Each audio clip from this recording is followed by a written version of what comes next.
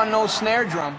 What's going on, everybody? This is Tranquil Radio, a rock news show about all things rock, except for when it's not, brought to you by the Foundry Concert Club, right here in Cleveland, Ohio. I'm your host, Sean Ryan. And I'm Jimothy. This is it's late. It is really late. I'm drunk. This is either going to be a very good show or a very bad one. I'm leaning towards the latter. Please be sure to subscribe. Do it!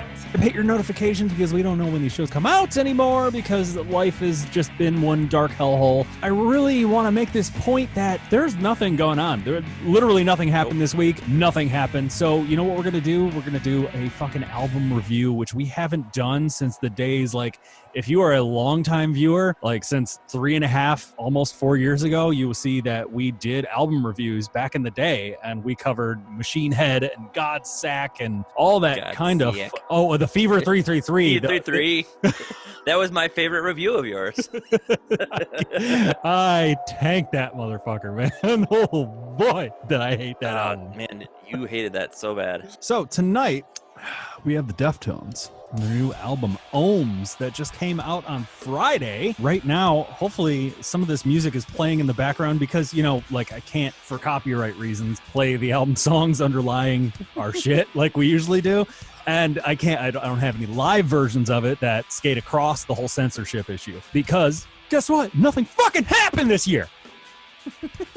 So, Genesis is the kickoff song. This was their second single. This song, it was wild to me because, it crept in, it's just got this, buzzing and shit going on at the beginning, but it really kicks off feeling so White Pony-ish. It really has this dark underlying tone, and then it just smashes through the fucking window. Amazing. I love this song. Yeah, I mean, on this track, for sure, it kicked off, and I definitely got vibes of, the Change in the House of Flies. It felt very reminiscent of that. And I hadn't listened to any of the newer Deftones albums, since the early 2000s stuff. So I don't really know too much about what they've been doing in the interim. I just know that their last album, Gore, was just awful. It was so awful. I mean, even Chino came out and said that album was completely rushed. It was basically staged. Gore was, none of them lived in the same city or whatever. So Chino had to come out, fly out, live in a hotel for how many ever months,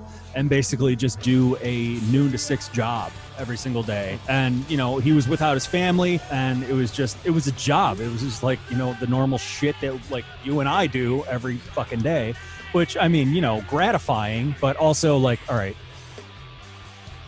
time to go, dude. I'm done. Yeah.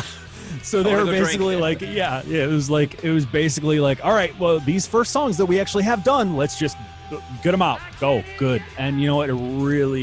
It showed super hard. Chino's back to having those screeching vocals and their huge I love it. Booming guitars. And I mean, what's more to say? I mean, that's the biggest thing about the entire album, and for me in general, is listening to this. Chino is on his game. He, there's an art to what he does, and he is very unique to his vocal styling, and he hones in on it, and he kills it every track on this album. His vocal approach, I haven't dissected the lyrics. I know he's a very skilled lyricist, but I haven't really dissected a lot of what lyrical content might interpret or mean or things like that. But yeah, his vocal performance is outstanding. The guitars sound phenomenal on this album. I love it. I went back through a few albums just to kind of compare how it's kind of evolved, and this album hits guitars hard. If you are a fan of guitar tone, very artsy, ambient, texturized guitar work, this album kills it. I love that. The drums and bass wasn't really noteworthy on this album. I mean, they played well, but nothing stood out to me in the bass and guitar work. It was the vocals and the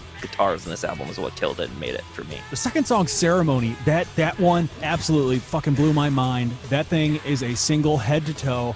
It just has these repetitive sweeping tones and guitars that just keep on just going, allowing Chino to just kind of just do his thing and be the front man of the band. I mean, a lot of these songs, collaborative efforts, but this particular song, I mean, just the harmonies on the chorus alone were absolutely insane on Ceremony. That is my favorite song off the album. I'm going to tell you right now, that thing is a fucking hit single if they ever put it out. So, I don't know. Deftones, if you guys are listening. I'm pretty big. You'll go places. You listen to Sean. Trust me.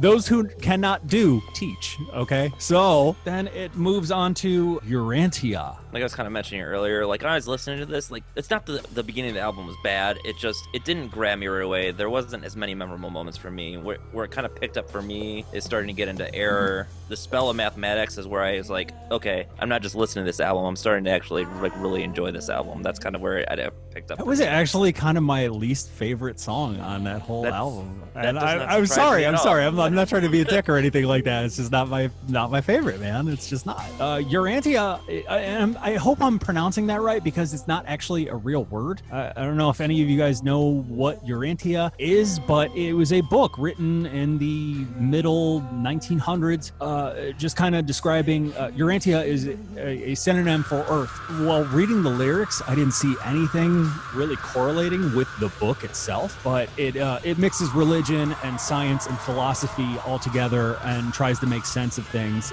There's actually no real person that is like the author that they have noted. It's a controversial book because no one actually owns the credits to it.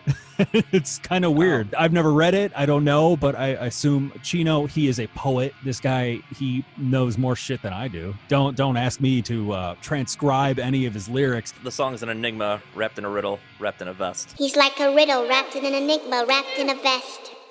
Sure, he's ugly though. Simpsons quotes, everybody. Come on, get on board. This is what you get. When it's me and Sean, you get the Simpsons quotes. That's what we do.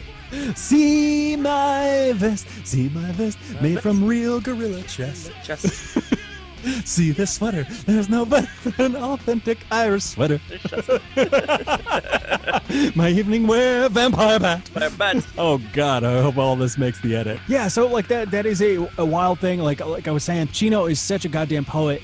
His lyrics remind me a lot of Scott Weiland's, but I mean with Scott, I was so easily able to decipher what he was talking about because it was always drugs and his wife. That's it. Chinos are just weird, and I don't know exactly what the hell he's talking about most of the time. And even when I look up, I look up Urantia, I didn't see any correlation with the book, but maybe in his head something works. Error. The drums on Error were spectacular, huge. No one's seen any drums like this since the mid-90s. I hate myself. Oh, I guess I do have to be fair. Like I said earlier, the drums didn't impress me. I'm listening for tonalities. Obviously, the performance was great, and it's not on a song like that for sure. Like, I mean, he's killing it. I like same thing in the next song, Spell of Mathematics. He's doing some crazy groove stuff in that, and I really appreciate it. It's just sonically, the way they produce those drums, I feel like, and maybe this because I'm just an old cranky man, but I like the way my drums sounded in the 90s and the early 2000s. I used to be with it. But then they changed what it was. Now what I'm with isn't it, and what's it seems weird and scary to me. And what's it is weird and scary. If drums were going to stand out on any song, it would be Error, because it really had that late 90s, early 2000s, that swagger to it with nu metal. Like, I mean, and not just like the nu metal, but I mean like the guys with style and talent, the David Silverias of the world and shit. Like, and no disrespect to Korn's drummer now, I mean, absolutely fantastic drummer, but he doesn't have that again, swagger. Yeah, funk, that feel, that nasty, that gushy stuff that this song has. And I mean, like, it's a tried and true testament of you can be an amazing drummer, but if you don't have that soul with you, I mean, forget about it, dude. I mean, unless you're doing death metal or something, all right, fine, cool. If you're not going to put any vibe on it, they might as well just use a fucking drum machine in the studio, because that's basically what it ends up being anyways. Yeah, it's a testicle tickler. Let's just move on. I mean, Pompeii. I don't know if it was actually a real thing, but I think it might have been. It was like Volcano, the movie with Tommy Lee Jones? Yes, I have. Yes, absolutely. No, there was basically someone like fossilized cranking it in the ash of Pompeii, in the destruction of Pompeii, basically. That is exactly how I'd want to go out. Right? Yeah, there's a pretty song with a really nice chorus. The pre-chorus was so heavy, and then it's just another, like, just floating like a bird, crazy chorus to it. The Link is Dead. That song was bomb. Let's see, as I wrote it. A fast-paced, panic-driven song with unstoppable hi-hats and distorted vocals. Now that is some Deftones shit right there. Yeah, I love that shit. That crunchy, distorted, like he's just saturating the shit out of like the sound of his voice, and it's just like a blanket on the track, and I just love it. I was listening so much to a lot of the music, more so than his vocals and style. Like, we already know Chino's gonna just fucking kill it no matter what he does, even on that shit album Gore that I was just talking about earlier. But I mean, like, Jim and everybody else out there, I encourage you guys to just like pay attention to some of the other things that are going on, because there are subtleties within this album that a lot of people, I bet, don't pick up on. And I'm not saying like I'm some fucking expert. I'm saying this is our first album review that we've done in fucking 3 years, and we're terrible at it, clearly. Another thing I wanted to mention, Jim, stop sending me nudes while we're doing the show. I find that to be incredibly unprofessional. Do you want them before or after then? Well, I mean, I just want to say you have quite a kidney cracker, and it's impressive. Wow. But anyways, we should move on. Ohms. Ohms, their last song. It was their first single.